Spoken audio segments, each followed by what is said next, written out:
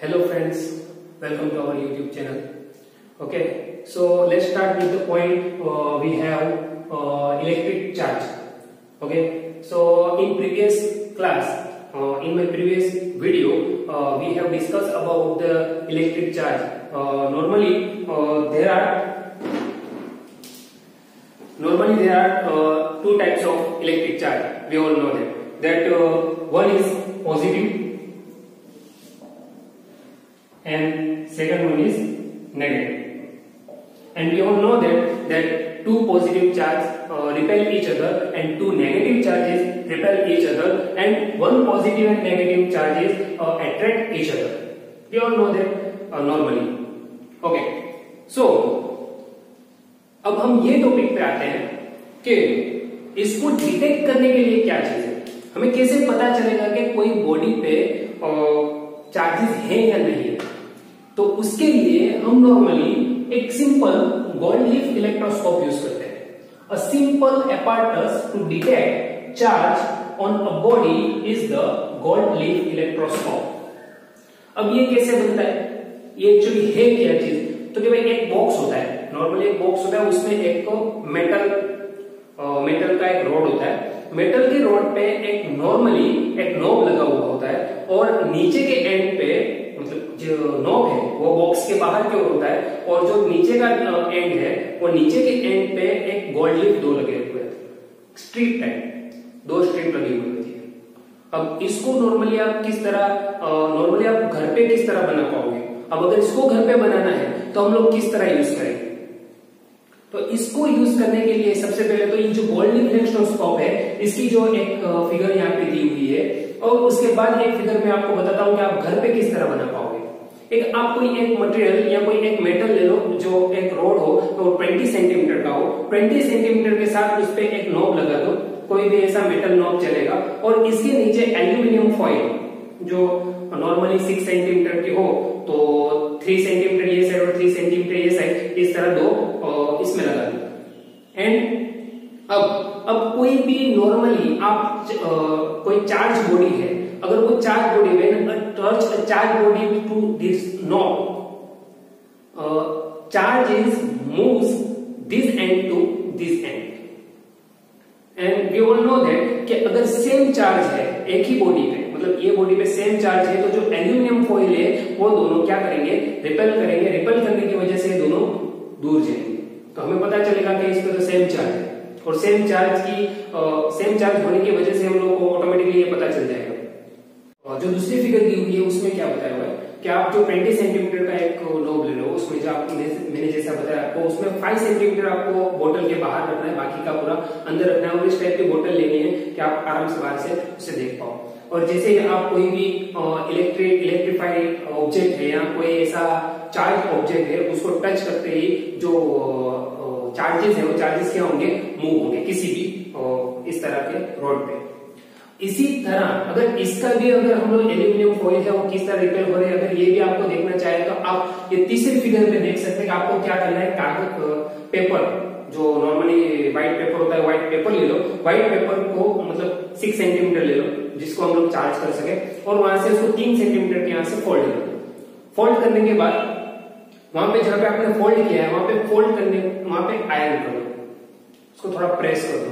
Press करने की वजह से उसमें थोड़ा बहुत इलेक्ट्रिक चार्ज वहां पे जमा हो जाएगा, और उसके बाद जब आप वो फोल्ड किया हुआ है वहां से आप पकड़ोगे तो ये जो दोनों स्ट्रिप है वो स्ट्रिप दोनों दूर जाती हुई आपको दिखेगी, यानी कि रिपेल कर रही है। इसका मतलब ये हुआ कि same amount of charges we have on the two end. अब इसी तरह का जो पूरा जो कार्य है, इसी तरह का जो बोतल वाला जो एक्सपेरिमेंट किया उसमें भी होगा, ये हम लोग घर पे बना सकते हैं इलेक्ट्रोस्कोप। और उसी तरह हमारे पास जो ये गोल्ड लीफ इलेक्ट्रोस्कोप है, ये गोल्ड लीफ इलेक्ट्रोस्कोप जो हमने पहले फिगर में देखा था, अभी जो फिगर में है वो फिगर में हम लोगों ने देखा था, उसी तरह उस पर काम करता है। और इस तरह हमको पता चलता है कि इस पे इतना चार्ज है, या चार्ज जितना अमाउंट ज्यादा होगा उतनी स्पीड में उतना ज्यादा ये रिपेल करेगा, और जितना अमाउंट कम होगा चार्जेस का उससे कम रिपेल करेगा। अच्छा, ये बात तो हमें पता चल गई कि भाई इस तरह ये इसको डिटेक्ट कर सकते हैं, बट हमें तो ये भी पता है कि all matter is made up of atoms and और मॉलिक्यूल्स।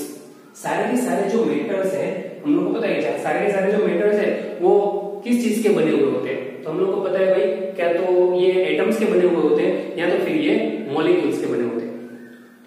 तो एटम्स और मॉलिक्यूल्स में क्या इसमें इतना बहुत चीज है, तो कि भाई हम लोग को पता है कि ये जो एटम्स और मॉलिक्यूल्स होते हैं वो एटम्स और मॉलिक्यूल्स चार्ज होते हैं। So we all know that all matter is made up of atoms and molecules, and we know that atoms and molecules are electrically neutral. हमें पता है कि भाई उसमें जितने प्रोटॉन्स होते हैं उतने ही इलेक्ट्रॉन्स होते हैं, तो जितने प्रोटॉन्स होते हैं इलेक्ट्रॉन्स होते हैं, तो हमें पता है कि भाई प्रोटॉन और इलेक्ट्रॉन, तो प्रोटॉन पे जो हम लोग इलेक्ट्रिक चार्ज लेते हैं वो कितना लेते हैं, तो भाई 1.6 into 10⁻⁹ कूलम। अच्छा, ये कूलम क्या है वो भी मैं आपको अभी बता देता हूँ। इलेक्ट्रॉन क्या है, -1.6 into 10⁻⁹ कूलम। ओके, तो यहाँ पे देखिए ये प्रोटॉन है, ये इलेक्ट्रॉन है। प्रोटॉन और इलेक्ट्रॉन पे जो चार्ज है वो एक का प्लस लिया हुआ है, एक का माइनस लिया हुआ है। अगर दोनों को मिला दे, अगर एक दूसरे में ऐड किया जाए तो क्या होगा, तो एक पॉजिटिव नंबर में, जो मैथमेटिकली स्टेप में हम जानते हैं कि अगर कोई मैग्नीट्यूड है उसका पॉजिटिव और उसका नेगेटिव मैग्नीट्यूड अगर जो मिला दिया जाए तो उसका जो रिजल्ट मिलता है वो क्या मिलता है, 0।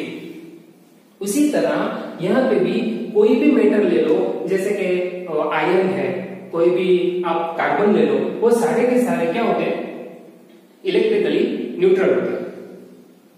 तो उसको चार्ज करने के लिए क्या करना पड़ता है, तो या तो उसको हम लोग इलेक्ट्रॉन देंगे या उसको इलेक्ट्रॉन उसपे से ले लेंगे। इस तरह हम उसको चार्ज कर सकते हैं। किस तरह, ये भी हम लोग देख लेते हैं। जैसे कि we have one example like 6C12।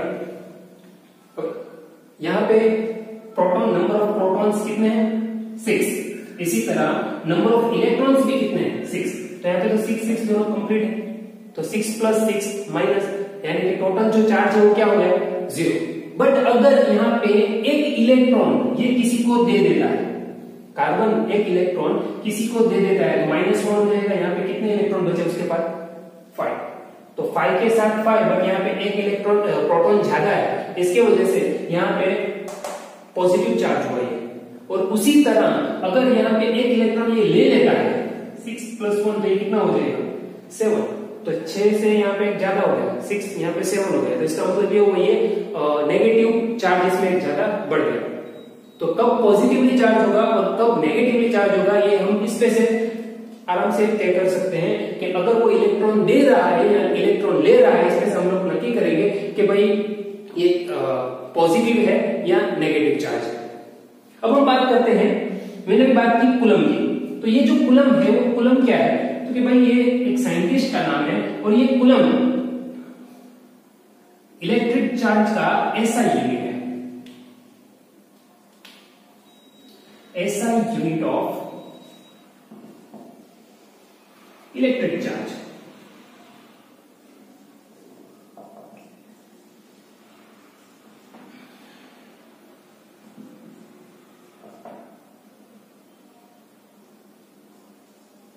Coulomb,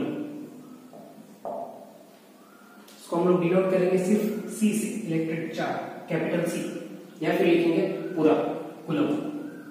okay, इसी तरह अगर इसका देखा जाए तो डायमेंशनल फॉर्मूला, तो हम लोग इसको भी लिख लेते हैं, डायमेंशनल फॉर्मूला। इसका क्या होता है, डायमेंशनल फॉर्मूला का आपको पता होगा, MLT। इस तरह, तो यहाँ पे जो कूलम है, वैसे देखा जाए तो आप लोग पहले पढ़ चुके होंगे कि जो इलेक्ट्रिक करंट है, इलेक्ट्रिक करंट इस तरह हम लोग निकालते, I = Q/T, इलेक्ट्रिक करंट। तो यहां से Q को ले लेते हैं, Q = क्या हो जाएगा, IT। I यानी क्या है, एम्पियर, और T यानी टाइम, AT। इसका मतलब है डायमेंशनल फॉर्मूला यहाँ पे इसका जो होगा वो होगा इलेक्ट्रिक चार्ज का, उसका हम लोग ले लेंगे, इस तरह को डिनोट करेंगे, Q = A1T1। ये हो गया हमारा डायमेंशनल फॉर्मूला। या फिर सीधा भी हम लोग Q1 भी ले सकते हैं, दो टाइप का हम लोग इसमें ले सकते हैं, हम लोग डायमेंशनल फॉर्मूला। ओके, तो हम लोग ये पता चल गया। अच्छा, इसके अलावा हम लोग अपनी जो रोजिंदा जिंदगी में, हमारी लाइफ में, रोजिंदा लाइफ में हम लोग बहुत सारे फोर्सेस होते हैं जिससे हम लोग जुड़े हुए होते हैं, और उससे भी ज्यादा that forces that hold the molecules और एटम्स टुगेदर।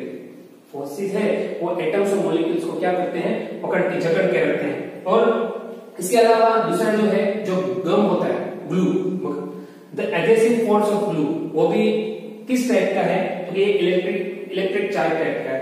और forces associated with surface tension, surface tension जो होता है आप 11th में पढ़ चुके होंगे, सरफेस टेंशन, वो surface tension all are basically electrical in nature. ये सबके सब नेचर में किस तरह के हैं, इलेक्ट्रिकल। इसका मतलब ये है कि इसमें जो भी फोर्स लगता है वो कौन सा फोर्स लगता है, इलेक्ट्रिकल फोर्स लगता है। पर इलेक्ट्रिकल फोर्स के बारे में हम लोग बाद में, इसके बाद नेक्स्ट टॉपिक में या इससे बाद के टॉपिक में पढ़ेंगे। अभी तो फिलहाल हमें सिर्फ इतना देखना था कि भाई ये जो इलेक्ट्रिक चार्ज है वो इलेक्ट्रिक चार्ज किस तरह डिटेक्ट होता है, मतलब किस एपार्टस से हम लोग इसको डिटेक्ट करते हैं, और ये किस तरह काम करता है, ये किस तरह पॉजिटिवली चार्ज होता है और ये किस तरह नेगेटिवली चार्ज होता है। और इसी तरह हम लोग एक जो हम लोगों ने पहले जब हम लोग इलेक्ट्रिक चार्ज की जो थ्योरी स्टार्ट की थी इससे पहले के लेक्चर में, उसमें हम लोगों ने देखा था कि सिल्क होता है, उसको रब करते हैं हम लोग ग्लास रोड के साथ। सिल्क होता है उसको हम लोग रब करते हैं ग्लास रोड के साथ। तो जब ग्लास रोड के ऊपर के जो इलेक्ट्रॉन होते हैं वो इलेक्ट्रॉन जाते हैं सिल्क, मूव करते हैं, और उसी के ऊपर से हम लोग पता चलता है, यहाँ पर हम लोगों ने जिस तरह देखा कि अगर इलेक्ट्रॉन ये ले रहा है सिल्क, तो इसका मतलब ये है ये कौन सा चार्ज हुआ, नेगेटिव चार्ज। और ये ग्लास रोड दे रहा है इलेक्ट्रॉन, तो इसका मतलब ये हुआ ये पॉजिटिवली चार्ज है, ये पॉजिटिवली चार्ज हो गया, ये नेगेटिवली चार्ज हो गया। तो ये इस पे डिपेंड करता है कि कौन इलेक्ट्रॉन दे रहा है और कौन नहीं दे रहा है। और उसके अलावा कि ये कब होगा, इलेक्ट्रिकली चार्ज कब होगा, ये मैंने इसको यहाँ पे रब किया, इसको घिसा, रब किया, तब जाके ये इसने इलेक्ट्रॉन इसको दिया।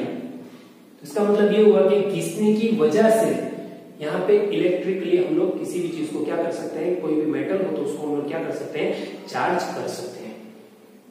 बस तो जो आज का हमारा टॉपिक था उसमें ज्यादा कुछ जानने के ये है नहीं। जो मेन टॉपिक है, जो मेन जो बेसिक बातें थी इलेक्ट्रिक चार्ज के लिए, वो सब इस लेक्चर में आ चुके हैं। नेक्स्ट टॉपिक में हम लोग इसके बाद का नेक्स्ट लेक्चर में हम लोग इसके बाद का नेक्स्ट टॉपिक देखेंगे।